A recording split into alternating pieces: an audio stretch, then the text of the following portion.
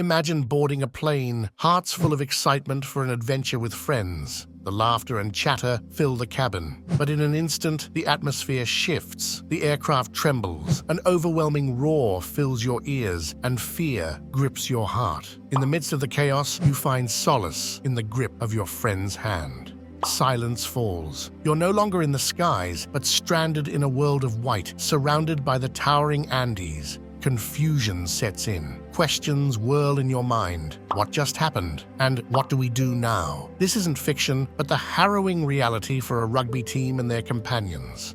Their journey to Chile for a match took a tragic turn, leaving them isolated in the snowy wilderness, far from the warmth of home.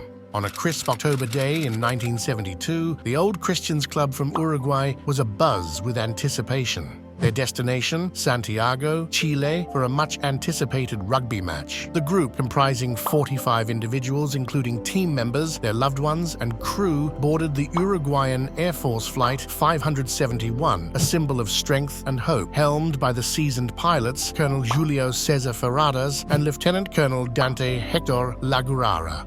As the aircraft journeyed across the majestic Andes, none aboard could foresee the impending catastrophe. Buffeted by fierce winds and navigating the towering peaks, the plane succumbed to the relentless forces of nature. With a shattering impact, it met its fate against a mountain crest. The time was 3:34 p.m., October 13th, 1972. The aftermath was grim. Amidst the white expanse, at a daunting altitude of 11,800 feet, the remnants of the plane lay as a bleak shelter for the 33 souls who miraculously survived. Unaware of the trials ahead, they faced not just the biting cold, but a test of their will to endure. Dubbed the Valley of Tears, the crash site was a realm where the air was thin and the chill cut to the bone. Here, the survivors confronted the stark reality of their plight. Their provisions were meager, a handful of chocolates, snacks, and wine, treasures in their dire circumstances. Every morsel was precious, rationed with the utmost care to prolong their lifeline. The wreckage served as their haven, a fragile barrier against the relentless winds and piercing cold. With resourcefulness, they fortified their makeshift shelter, using luggage and aircraft debris to fend off the elements. In the silence of the mountains, their thoughts turned homeward, kindling the embers of hope amidst despair. They huddled together, sharing memories and dreams, a collective strength amidst the solitude. Leaders emerged in this crucible of survival. Nando and Roberto, figures of inspiration and skill, rose to the challenge. Fernando's resolve bolstered the group's spirits, while Roberto, with his medical knowledge, tended to the wounded with unwavering dedication. As days turned into weeks, their situation grew increasingly dire. Attempts to signal for rescue through a salvaged radio were met with crushing news. Their location remained elusive, hidden by the vastness of the mountains and the cloak of snow. The blow came on the 10th day. The radio crackled with a grim announcement. The search was called off. Isolation became their stark reality, yet surrender was not an option. United by adversity, they transformed into a family of survivors, bound by a shared resolve to overcome the insurmountable. As days melded into an endless expanse of white, the survivors' situation grew increasingly dire. The scarcity of food and the relentless cold were constant reminders of their vulnerability. Yet it was in this crucible of hardship that their resilience shone brightest. The radio's somber message echoed in their minds. They were forgotten, left to fend for themselves. But in the face of despair, a spark of determination ignited. They resolved to be architects of their own fate. Acknowledging the grim necessity for sustenance, they made a heart-wrenching decision to honor the departed by ensuring their own survival. It was a choice born of desperation, a testament to their will to endure against all odds.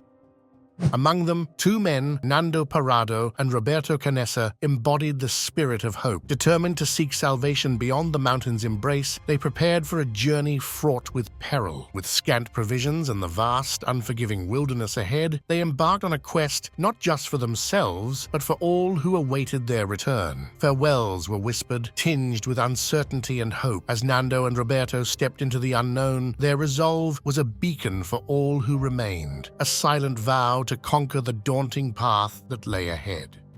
Nando and Roberto faced an ordeal of epic proportions. Their mission, to traverse the treacherous, frost-laden landscape of the Andes in search of help.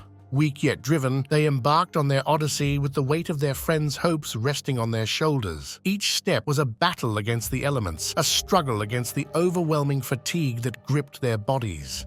The mountains stood as silent witnesses to their perseverance, their every slope a testament to the indomitable human spirit. Fueled by thoughts of loved ones and the unyielding desire to reunite, they pressed onward. The journey was merciless, their provisions dwindling, the cold and ever-present adversary. Yet, the thought of those depending on them spurred them forward, an unspoken promise to breach the barriers between despair and hope. Miraculously, their perseverance bore fruit. Across a river, a figure emerged, a harbinger of the long-awaited aid. With every ounce of strength, they signaled their presence. The initial confusion on the stranger's face gave way to realization and swift action. Nando and Roberto's tale of survival reached the ears of the rescuer, setting in motion a chain of events that would pierce the veil of isolation that enveloped their friends. Word of Nando and Roberto's plight sparked a flurry of activity. Rescue teams, braving the harsh conditions of the Andes, embarked on a mission to retrieve the survivors. The operation was fraught with challenges, the altitude, the cold, and the unpredictable weather, all conspiring against them. Yet the resolve of the rescuers mirrored the tenacity of the stranded. The arrival of the helicopters marked a profound moment, a tumultuous blend of joy, sorrow, and relief. The survivors, weary yet grateful, were poised to return to a world they had feared lost. Emotions ran high as families reunited, a poignant reminder of the enduring human spirit. The ordeal of the Andes survivors captured the world's attention, their story a testament to resilience, courage, and the unbreakable bonds of camaraderie. However, the journey did not end with their rescue. The survivors grappled with the memories of their harrowing experience, seeking solace and understanding in a world that remained unchanged, yet felt entirely different. They engaged in dialogues, sought support, and embraced the courage that had seen them through their darkest days. Their narrative extended beyond survival. It was a chronicle of rebirth and remembrance. Books were penned, stories shared, ensuring that the legacy of those lost would endure. The survivors engaged with communities, imparting lessons of strength, unity, and the indomitable will to persevere. Each year, on December 22nd, a reunion marked not just a remembrance of their ordeal, but a celebration of their second chance at life. It was a time of reflection, of honoring the past and embracing the future, a future they had fought so valiantly to secure.